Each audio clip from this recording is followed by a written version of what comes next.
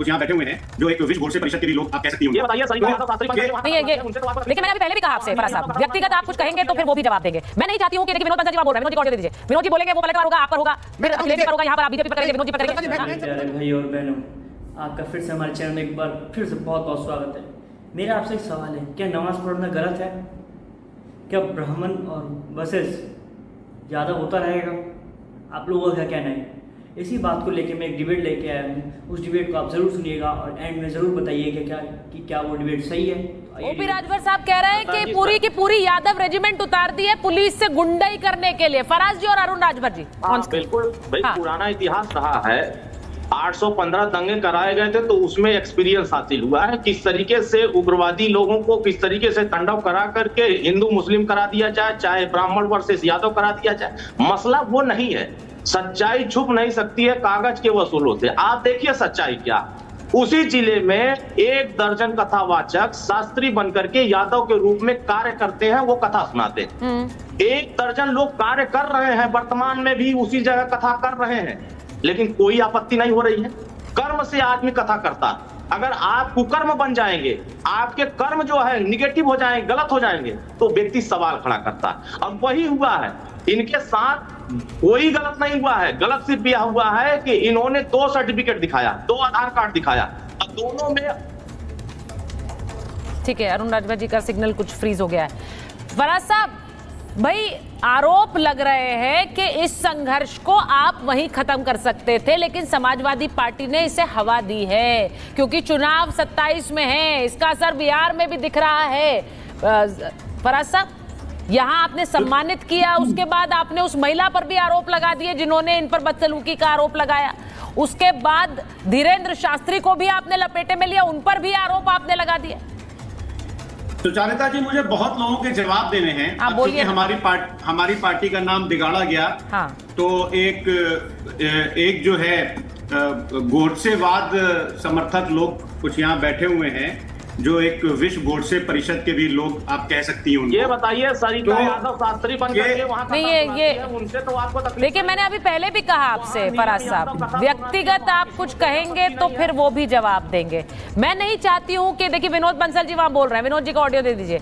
विनोद जी बोलेंगे वो पलटवार होगा, आप पर होगा, फिर अखिलेश जी पर होगा, यहाँ पर आप बीजेपी पर करेंगे, विनोद जी पर करेंगे। मैं इनसे पूछना चाहता हूँ, क्या नमाज पढ़ना गलत है क्या? और इनको नमाजबाजी कहने में क्या आपत्ति हो रही है? क्या आप नमाजबाजियों का साथ नहीं देते क्या? नमाज पढ़ने वालों के साथ नहीं देते क्या? हिंदू धर्म ग्रंथों को जलाते नहीं क्या? हमारे पूज्य संतों पर हमला नहीं करते क्या? अयोध्या में आप निहत्थे राम सेवकों को मरवाते नहीं क्या? आप मुझे बताइए, आप जब दंगे होते थे, जातिगत हिंसा का शिकार लोगों को मुआवजा देने की बजाय और एक विशेष पक्ष को, जिहादियों को आप प्रश्रय देते थे, नहीं देते क्या? आप मुझे बताइए, आपके कैबिनेट में वो जिहादी मंत्री था कि नहीं था जो अभी जेल में है? और ऐसे कितने आपके कितने मंत्री और कितने सांसद और विधायक हैं जो आज भी जेल में है? कई तो वो जन्नत में पहुंच चुके 72 हूरों के पास में। आप मुझे बताइए कि आपको नमाजवादी नहीं किया तो क्या कहें? आप समाजवादी नहीं हो, आपको या तो नमाजवादी कहा जा सकता है या समाज कंटक कहा जा सकता है। ठीक है, आप बताइए क्या पसंद करेंगे? विनोद जी वो अपने जवाब देना चाह रहे हैं। बहुत सारे सवाल हो गए, वो कह रहे हैं मैं जवाब देना चाहता हूं। ये बहुत ही गंभीर मुद्दा है और हम ये समझना चाहते हैं कि आज के समय में जातिवाद के साथ कौन कौन खड़ा है। मुझे नहीं लगता मेरे पैनल पे किसी ने भी कहा है कि वो जातिवाद का समर्थन करते हैं, लेकिन बहुत से ऐसे जरूर बयान आ रहे हैं जिनका मतलब अलग निकाला जा सकता है। फराज जी जवाब दीजिए। फराज जी और राजभर साहब स्क्रीन पे। हाँ, नाथूराम गोडसे मुर्दाबाद, नाथूराम गोडसे नरक में जल रहा होता है। देखिए क्या है कि अभी संघ की बात हुई, राष्ट्रीय स्वयंसेवक संघ की बात हुई। मेरे पास ये आरएसएस की किताब है, इसका पेज नंबर 305 पर लिखा हुआ है कि के सुदर्शन जी। बोलने जरा एक बार। नाथूराम गोडसे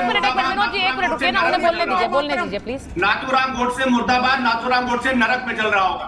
और नाथूराम गोडसे को मानने वाले मुर्दाबाद, नाथूराम गोडसे को मानने वाले देशद्रोही, गांधी की हत्या के देशद्रोही, नाथूराम गोडसे मुर्दाबाद, नाथूराम गोडसे मुर्दाबाद।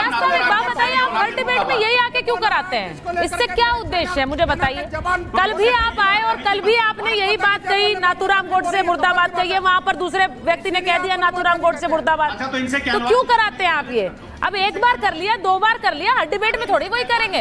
आप बोलिए आगे बढ़ते हैं ना, आगे बढ़ते हैं, मुद्दे पर बात करिए। बहुत सारे सवाल आपके नेता के लिए, आप जवाब नहीं दे रहे। ठीक है, एक मिनट, राजभर सुनिए ना प्लीज, डिबेट को राजभर जी को लीजिए स्क्रीन पर। एक मिनट, आर्य विनोद जी रुकिए एक मिनट, फराज साहब और राजभर।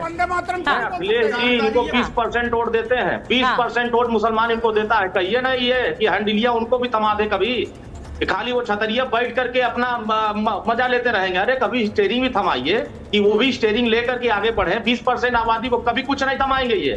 और बात कहेंगे कि हम सामाजिक न्याय की बात करते रहे, लोहिया जी को क्यों भूल जाते हो? लोहिया जी ने भगवान कृष्ण को भी माना था, भगवान शिव को भी माना था, भगवान राम को भी माना था, लेकिन ना भगवान राम को मान रहे हैं, ना भगवान शिव को मान रहे हैं, ना भगवान कृष्ण को मान रहे हैं। आप अगर मानते तो भगवान कृष्ण के दर्शन करने जाते और भगवान कृष्ण का भव्य मंदिर बनाने की बात करते, और भगवान राम के दर्शन करके कहते कि नहीं यहाँ भगवान राम का भव्य मंदिर बना है और हम इसमें दर्शन करके हम आशीर्वाद दे रहे हैं। आप वहां भी जाने में कतराते हो, वहां भी जाने में कतराते हो और बात बड़ी बड़ी करते हो कि नहीं हम धर्म के खिलाफ नहीं है। आप असली वास्तविक ये है कि आप यादव मुस्लिम के अलावा दूसरे समाज को देखना नहीं चाहते। आप गले में एक तरफ यहाँ चूड़ी रखते हो तो दूसरा पैर में चूड़ी रखते हो, ताकि वो सिर्फ यादव समाज के लोग और मुसलमान को हिस्सेदारी मिलते रहे, बाकी सब बाहर में जाओ, उसे कोई लेना देना नहीं है। आप बताओ ना कि आप 20 साल तक सरकार चलाए हो, उत्तर प्रदेश में पिछड़े वो लोगों की आबादी इतनी बड़ी 54% है, लेकिन आपने उनको हिस्सेदारी देने की बात एक बार भी नहीं किया। तमाम महापुरुषों की जयंती, बाबा साहब अंबेडकर की मूर्तियां तोड़ी जा रही थी, तब शांत बैठे पड़े रहते थे, तो कहते थे कि बाबा साहब जमीन कब्जा करते हैं। जब महाराजा सुहेलदेव राजभर की बात आती थी राष्ट्र रक्षक की,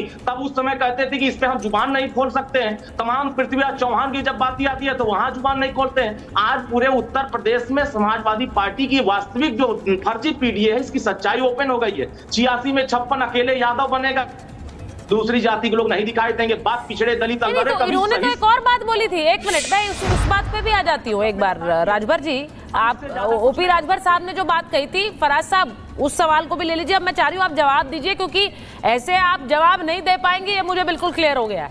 हम कह रहे हैं कि उन्होंने एक और बात कही, उन्होंने ये भी कह दिया, नहीं राजभर साहब जरा सुनिए मेरी बात, उन्होंने ये कह दिया कि यादवों ने पहले मुसलमानों का हक लिया और अब वो ब्राह्मणों का हक ले रहे हैं। ये भी तो बात कही थी उन्होंने।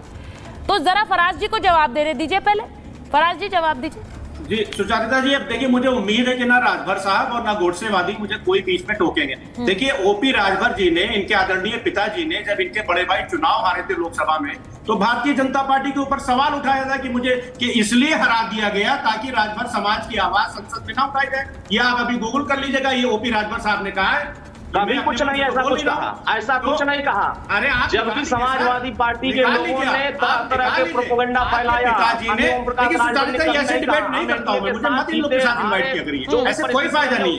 आपका भी समय वेस्ट होगा और आपके दर्शकों का भी समय वेस्ट। मैं सहमत हूँ आपसे। एक बार राजभर साहब उन्हें जवाब देने दीजिए। सभी वर्गों को हिस्सेदारी दिला, भाई जवाब तो देने दीजिए उन्हें। मैं ये जान रही हूँ कि इस वक्त एक war Akhilesh Yadav versus OP Rajbhar भी हो रही है, क्योंकि राजभर साहब कह रहे हैं अखिलेश जी को सत्ता चाहिए, सत्ता का दरवाजा तो हमारे जरिए ही आएगा। वो सत्ता में नहीं है इसलिए बेचैन है। अब मैं बोलूं फराज साहब बोलेंगे जी। हाँ। देखिए अरुण राजभर जी के पिताजी का बड़ा सम्मान है, मैं भी उनका सम्मान करता हूं, ऐसी बात नहीं है। वो पिछड़ों की लड़ाई लड़ते रहे हैं। ओपी राजभर जी को विधानसभा का दरवाजा समाजवादी पार्टी ने दिखाया और भारतीय जनता पार्टी ने इनके भाई को हरा करके घर पे बैठा दिया। तो ये तो जानते ही है कि पिछड़ों की लड़ाई कौन लड़ रहा है। और 2000 मैं ऐसे डिबेट नहीं करता हूँ, आपसे मैं चुप करता हूँ, वैसे नहीं करता, आपको कुंडी लगा खड़े थे, मैं ऐसे नहीं करता हूँ। कहा कि ये विधायक, ठीक है, एक मिनट भाई, एक मिनट राजभर साहब, जरा राजभर साहब मैं जरा फराज साहब से रिक्वेस्ट कर रही हूँ, वो बात रख लें अपनी। हम इस डिबेट को आगे ऐसे नहीं बढ़ा सकते, मैं उनसे सहमत हूँ। जरा उन्हें बोलने दीजिए पहले। हमने किया हुआ है, ठीक है, फराज साहब बोलिए, फराज साहब को लीजिए और समीर जी को लीजिए स्क्रीन पे। हाँ अब देखिए, अब मुद्दे पर आ जाते हैं। सुचारिता जी, आपने शुरुआत की थी कास्ट सिस्टम से। हम तो ये बोल रहे हैं कि मैं तो up to some extent Dhirendra ji से सहमत हूं कि जो कास्ट सिस्टम है वो कैंसर है इस देश के लिए। लेकिन के सुदर्शन जी क्या बोलते हैं, मैं 2 लाइन पढ़ करके दिखा दूं, क्योंकि चौगाकर साहब ने भी अभी आरएसएस की बात की। के सुदर्शन साहब जी बोलते हैं कि एवरीबडी हैड अ रोल।